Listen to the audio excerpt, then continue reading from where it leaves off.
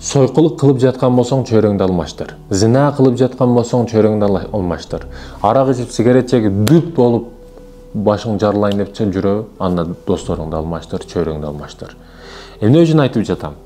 Бир эле мисал окуяны айтып берейин, бир мисалды. Бир бүркүттүн жумурткасын бир адам табып, тооктордун жумурткасынын арасына кошуп койду. Баягылар ачып чыкты. Булар дагы чөжөлөр менен, бул ачып чыккан бүркүт дагы чөжөлөр менен чоңойгонду баштады.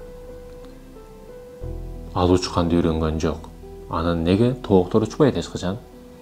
Күнөрдөн бир күн мынтип асманды караса, канаттарын ушундай кеңдикте жайып, кеңири учуп кетип аткан бүркүткө көзү түштү. Жана тооктордон бул ким деп сурады. Бул асмандын кушу. Бүт куштардын кожоюну, ээси, мындайча айтканда падышасы бүркүт болуп эсептелет. Ал асмандыкы, биз жердикибиз, биз учпайбыз, уча албайбыз дейт да. Бул ошентип мен тоок экенмин деп тооктор менен жүрүп өлүп кетти. Кыссадан кысса не? Окуя ушул жерде бүтөт, алына турган сабак ушул жерде башталат. Бул бүркүт эле да. Бирок чөйрөсү тооктор болгондугу үчүн тоок болуп өлүп кетти.